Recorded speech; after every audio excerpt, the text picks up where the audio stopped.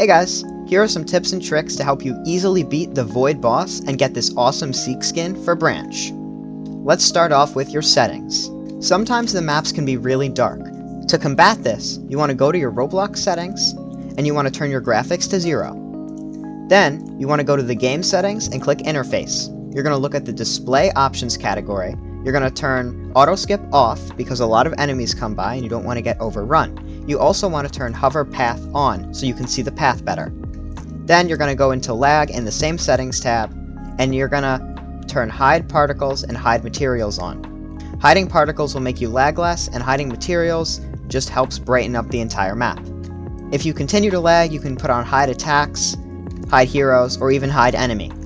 On the last wave, to keep track of Void, he's very difficult to see, so you're going to want to turn on Hide Enemy because he turns into a giant cube. But for now, we can leave that off. Now let's talk about the Void boss. The Void boss is an interesting boss because when they walk past your towers get deleted, and that part of the map also gets deleted. So the map slowly shrinks, and there's less spaces to put towers. The Void boss also has health scaling, meaning the more players that are in your game, the more health the Void has and the stronger they are. I'm pretty sure that when Void walks past your towers, they not only get deleted, but they turn into minions that Void spawns. Now, let's move on to towers. Towers with long range and high damage are very good against this boss. This is because they can deal the most amount of DPS before they get deleted, which is why Scientist is a must-have for this map. It has a great range and amazing DPS. Other towers that are amazing for this map are any kind of spawning towers, like Slime King, Oddport, or Cart Kid. Slime King and Cart Kid are definitely the two best here, but if you don't have them, Oddport works fine. For support towers, you need Spectre and Balloon Pal, because Spectre buffs damage and Balloon Pal buffs range. I would recommend doing this secret boss battle with 2 people because of the boss health scaling. So, here is a loadout for you and your teammate if you do this duo. If you don't have Branch, you can replace him with Voka or Wizard because of their high damage and high range. And if you don't have Slime King or Cart Kid, you can replace them with Oddport. Only one person is Lemonade Cat because of mana sharing, which is very important for this event. Now, let's talk about map strategy. To activate the secret boss, you need to create a new server on Adventure Mode and be on computer.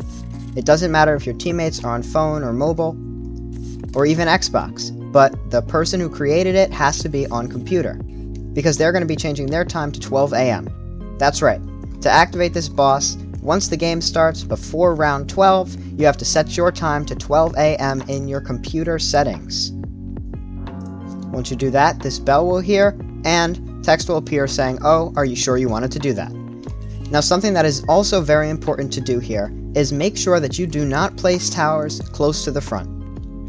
I like to make an invisible line for myself of where I won't place towers past. So like right now, this corner right here, I won't be placing towers past this corner. Meaning there's going to be all my towers here, and then I'm going to place a Balloon Pal near them so they can all reach around this front area. This is very helpful because then they won't get attacked by Void and die. Another thing is to make sure you place your spawner towers in the back. This is so Void doesn't consume them nice and early. You need your spawning towers for that fight, so make sure you place them in the back. Again, make sure that you have auto skip off so you don't get overrun by enemies. Scientist is also a very good early game in this map. This is because of the high damage, and if you and your teammate both place quite a few, you'll be able to make it through the first couple of waves very easily. And make sure that you get your spawner towers maxed out fast.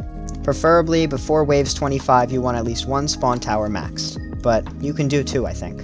This is because the Slime King or whatever spawn tower you have will do most of the work by getting most of the enemies, while you can farm or save up money to build up your defense. Also, before Void consumes your towers, make sure to delete them and place them further in the back. This will make sure that Void doesn't spawn his little minions. If you follow most of the tips and tricks in this video, you should be able to do great in this boss battle and beat this event pretty easily. So subscribe for more Tower Heroes content, and I'll see you guys in the next one.